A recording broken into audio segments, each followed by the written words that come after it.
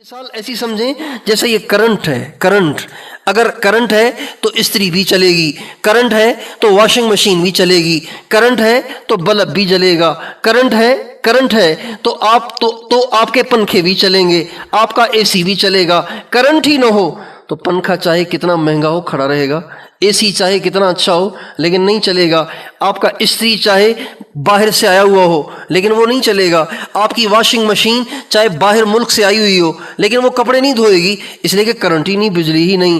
تصوف دین کے ہر شعبے کو کرنٹ مہیا کرتا ہے، اور وہ کرنٹ اللہ سے محبت ہے، اللہ کے نبی سے محبت ہے. اللہ سے محبت ہو، اللہ کے نبی سے محبت ہو، یہ وہ کرنٹ ہے جو اہل اللہ کی صحبت سے، تصوف کے راستے سے آتا ہے. ہمارے اکابر کو جو اللہ سے محبت تھی، اللہ کے نبی سے محبت تھی، آخرت کا شوق تھا، یہ سب اہل اللہ کی صحبت کا نتیجہ تھا. حضرت تھانوی رحمۃ اللہ علیہ فرماتے ہیں کہ میرے پاس جو کچھ ہے، یہ حضرت حاجی امداد اللہ صاحب مہاجر مکی جو خود عالم بھی نہیں تھے، یہ سب انہی کا فیض ہے. حضرت تھانوی فرماتے ہیں. اور حضرت گنگوہی رحمۃ اللہ علیہ، حضرت مولانا قاسم صاحب نانوتوی رحمۃ اللہ علیہ، جو ہم سب کے قائد ہیں، ہم سب کے امام ہیں، ہم سب کے لیڈر ہیں، وہ فرماتے ہیں میرے پاس بھی جو کچھ ہے یہ سب حضرت حاجی امداد اللہ صاحب کا فیض ہے. اہل اللہ کی صحبت سے اپنے نفس کا تزکیہ کرنا، اپنے قلب کی تربیت کرنا، اپنے قلب کی اصلاح کرنا، اچھے اخلاق کا حصول، یہ سب اہل اللہ کی صحبت کی برکت سے ہوتا ہے. اس لیے میرے دوستو، اللہ تعالی ہمیں اور آپ کو پورے دین پہ چلنے کی توفیق دے کہ ہمارے ہاں یہ شعبہ بھی زندہ ہو جائے، اور یہ اہل علم، یہ علماء اور یہ اہل مدارس کی اور یہ یہاں کے اہل دین کی ذمہ داری ہے کہ وہ اس شعبے کے احیاء کے لیے بھی فکر مند ہوں. اگر یہ شعبہ زندہ نہیں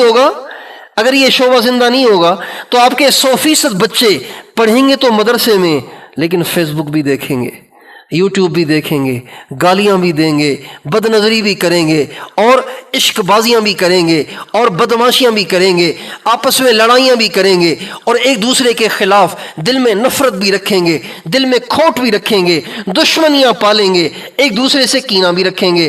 ہمارے نبی کا ارشاد ہے حضرت انس سے، یا بنی ان قدرت ان تصبح وتمسی ولیس فی قلبک غش لأحد ففعل، میرے بچے اگر تجھ سے ہو سکے تو اپنے دل کو ہر ایک کے بارے میں صاف رکھنا، کسی کے بارے میں دل میں کھوٹ نہ رکھنا، یہ میری سنت ہے.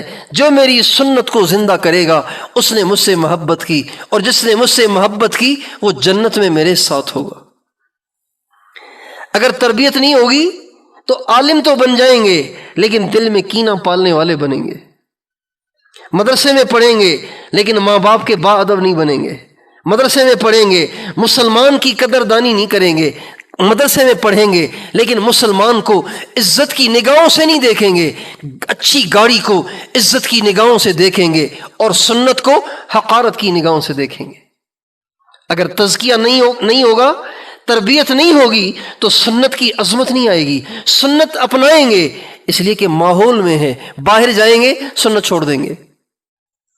جب یہاں سے دبئی کمانے جائیں گے تو یہ پگڑیاں اتار دیں گے، یہ ٹوپیاں اتار دیں گے، یہ داڑیاں منڈا دیں گے، ان کے پانچے ٹخنوں سے نیچے آ جائیں گے، یہ بھی پینٹ شرٹ پہننا شروع کر دیں گے. اگر ان کے دل میں سنت کی عظمت نہ ہوئی، اگر ان کا اندر سے تزکیہ اور تربیت نہ ہوئی تو تزکیہ اور تربیت انسان کو ایسا بنا دیتا ہے کہ اس کو دنیا میں کہیں بھی چھوڑ دیا جائے وہ کبھی بھی دین کو چھوڑے گا نہیں. ساری دنیا بھی اس کے مقابلے پہ کھڑی ہو جائے وہ دین کو نہیں چھوڑے گا. ساری دنیا کی عورتیں ننگی ہو کے اس کے سامنے آ جائیں اس کی نگاہ نہیں اٹھے گی. وہ کبھی جھوٹ نہیں بولے گا، وہ کبھی کسی کا دل نہیں دکھائے گا اگر تزکیہ ہو جائے، اگر تربیت ہو جائے تو. حضرات صحابہ کرام کا کمال یہی تو ہے، پیاسے مر رہے ہیں لیکن کہہ رہے ہیں دوسرے کو پلاؤ. پیاسے مر رہے ہیں اور کہہ رہے ہیں دوسرے کو پلاؤ. یہ جو ایثار ہے یہ جو ایثار ہے یہ تزکیہ اور تربیت سے ہی تو آتا ہے، کتابیں پڑھنے سے تھوڑی آتا ہے۔ ایثار کتابیں پڑھنے سے نہیں آئے گا، ایثار اہل اللہ کی صحبت سے آئے گا۔